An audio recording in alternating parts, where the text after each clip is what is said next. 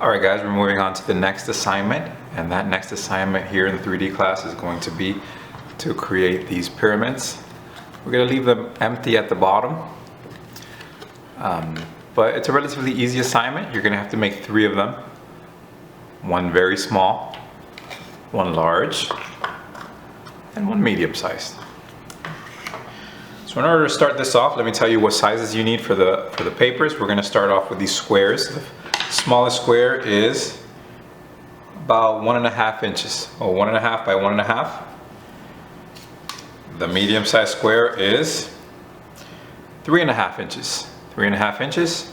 And lastly, the large one is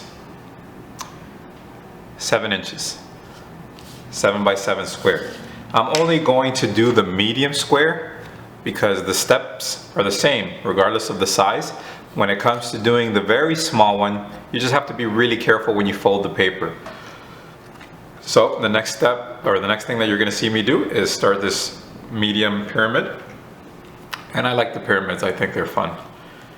And that'll be the next step. The first thing you're going to do is you're going to make a line. Well, you're going to first mark it halfway through each side. So if this one is 3.5, halfway through would be 1 and 0.75. So this mark right here is the halfway mark. Do that all the way around, and then you're going to connect those lines. 1.75.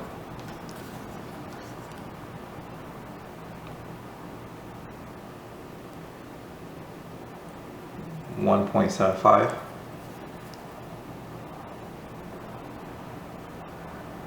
And 1.75. Now very quickly, just connect those lines. I guess I could zoom in a little bit too far out.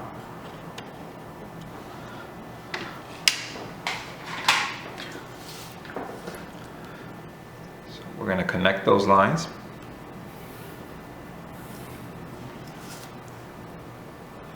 And that's going to be for later.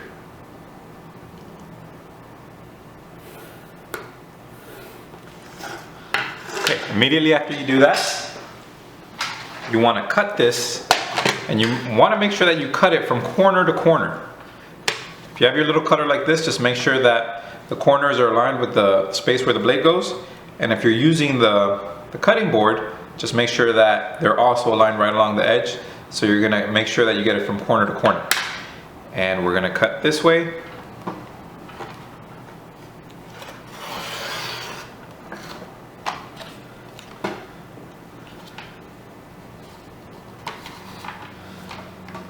And we're also going to cut it one more time like this. Now, instead of it being from corner to corner, you want to make sure it's where those lines meet.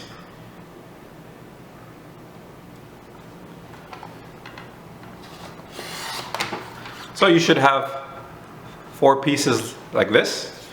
There's 2. Let me get my others.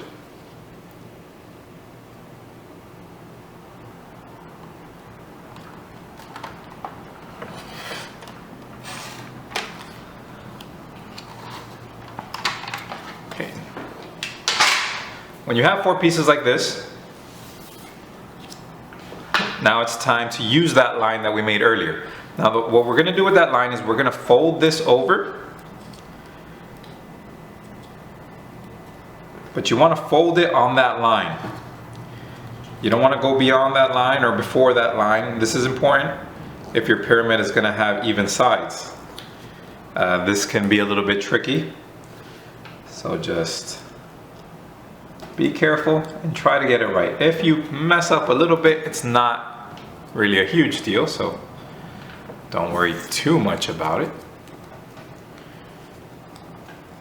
Just means that your pyramid is going to be a little bit off.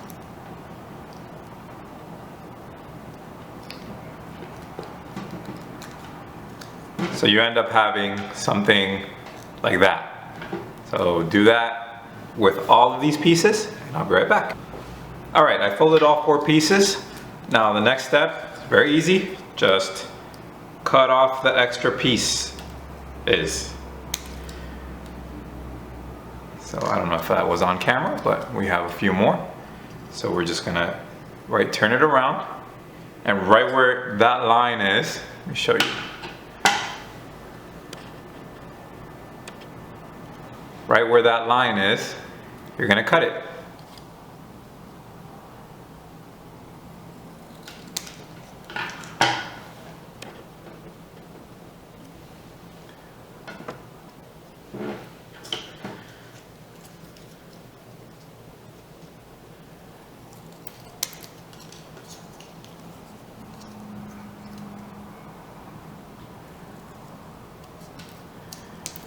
I don't know if I mentioned this in class, but you guys should hold on to all the little pieces, just put them in your drawer, because at some point, I'm pretty sure you'll find a use for them, and you might even need little tiny pieces like that when you least expect it. So the next step is we're gonna apply some hot glue gun here, and we're gonna glue these together.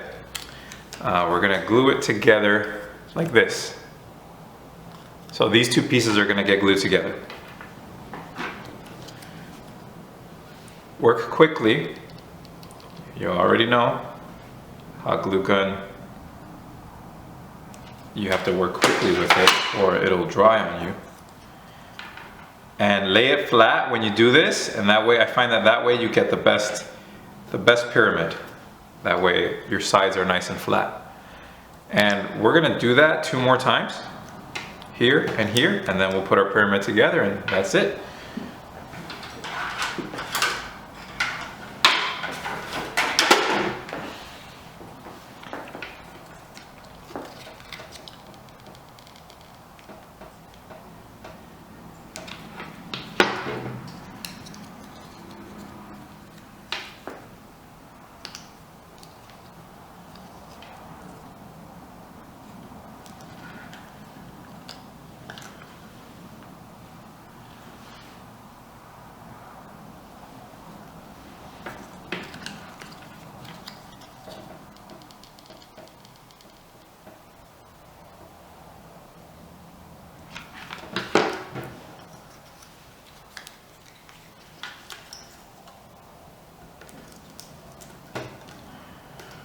So it should look something like that for right now.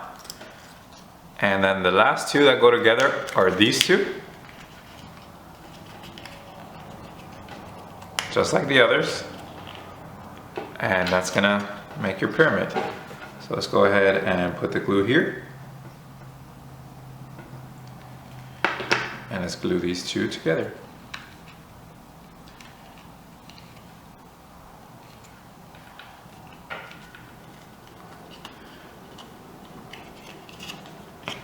Now, it seems like a little puffy, so what I like to do is I kind of squeeze in the sides a little bit more to make it a little bit more square, maybe pinch the corners.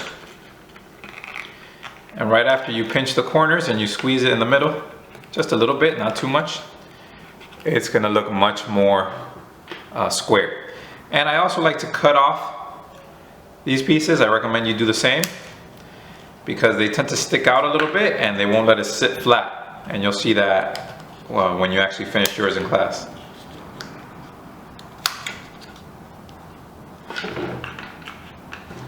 If we wanted this to be more sturdy, we could always apply a bottom, but it's not necessary. And this is great for whenever you want to sculpt a weapon or something, or maybe some armor that has spikes.